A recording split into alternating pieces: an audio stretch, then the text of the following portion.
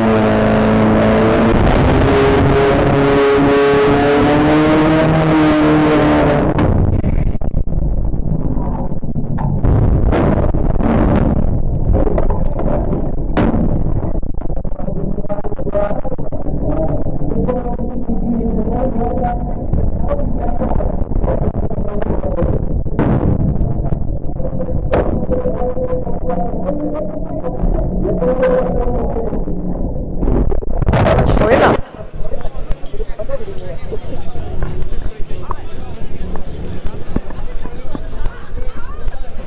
A tam je Bukovina.